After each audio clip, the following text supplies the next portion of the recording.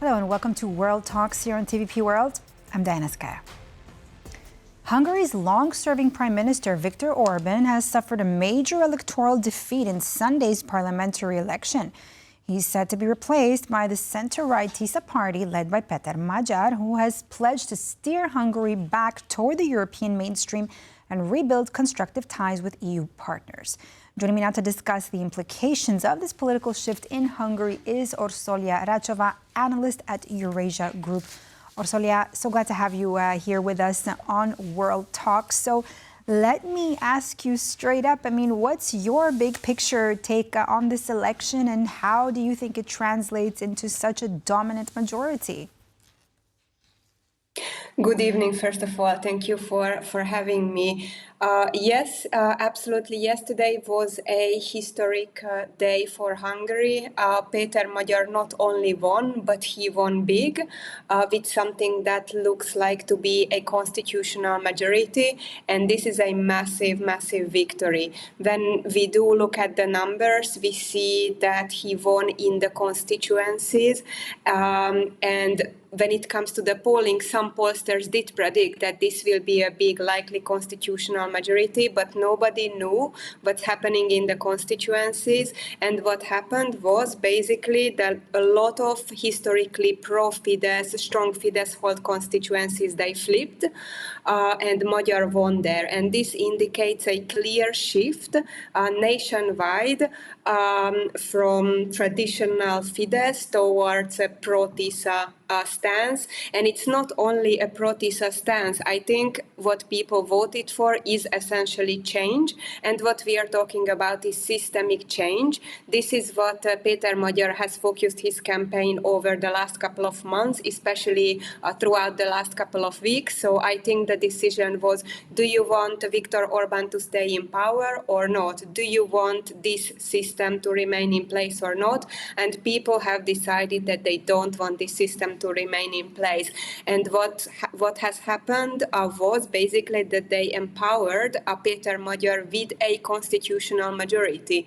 And why this is significant is because it will be much easier for Péter Magyar to pass legislation and to make those long-promised changes, systemic changes, legal changes that everyone is waiting for. With a constitutional majority, that is possible, and he can do it on a much more accelerated timeline as opposed to doing it with a simple majority. It will have massive domestic implications, but also implications on unlocking EU money as well.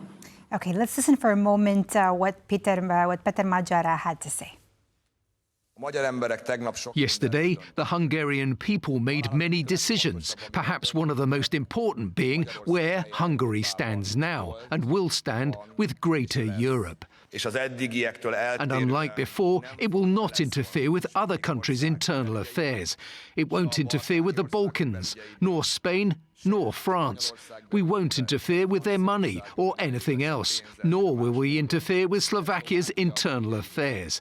We respectfully ask all foreign countries for the same thing, to view Hungary as a free, independent, sovereign, and at the same time European country. A country that is a member of the two most important and largest alliance systems, the European Union and NATO. Orsolya, so we heard Péter Magyar say all that. Let me ask you, what impact do you think Magyar's election now will have on Europe?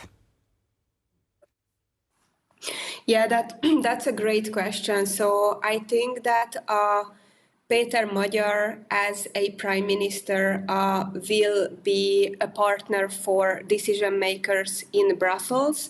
The key difference is that the conversation between Hungary and Brussels will be constructive. I don't expect the same kind of vetoes that Viktor Orbán has used throughout the past few years, actually more than a decade. And that will have direct implications on relationship and assistance to Ukraine, but on the internal functioning of the European Union as well. So when it comes to the 90 billion package to Ukraine, my expectation is that Hungary or Péter Magyar will not hold it hostage like Viktor Orbán did. So I expect that this 90 billion will be finally transferred to Ukraine. When it comes to enlargement, that's the other big question. Péter Magyar is also skeptical towards Ukraine. That's not really a secret, I think. But what's a key change is that he is constructive, and by joining fellow European partners, I think he joins the constructive mainstream criticism in the EU. So I expect to see skeptical stance, but not blocking. So just a couple of concrete examples.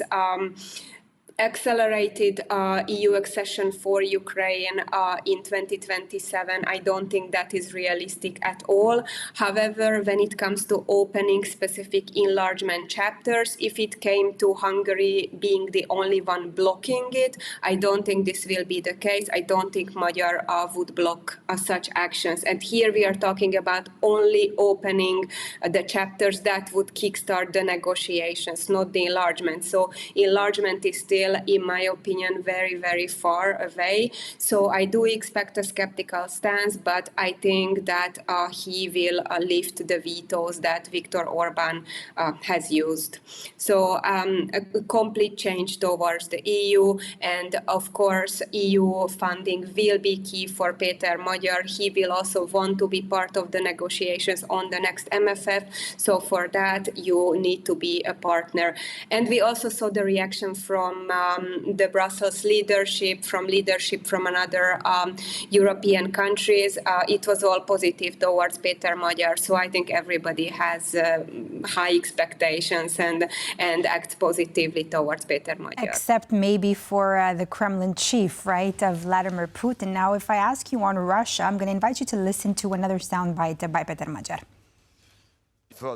We cannot rewrite geography. Russia will remain, and Hungary will remain.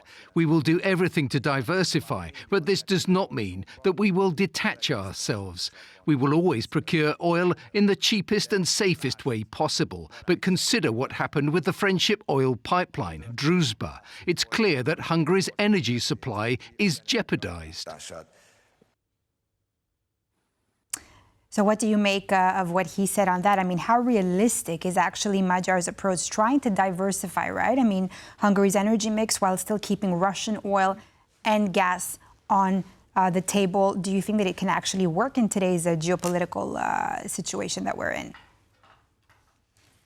Yeah, Hungary, alongside Slovakia, is highly dependent on Russian oil and gas. And these are one of the few two countries in the European Union that did not diversify. And part of it was a political choice not to diversify. We saw other countries who managed to diversify and no longer dependent on Russian energy. So it is possible.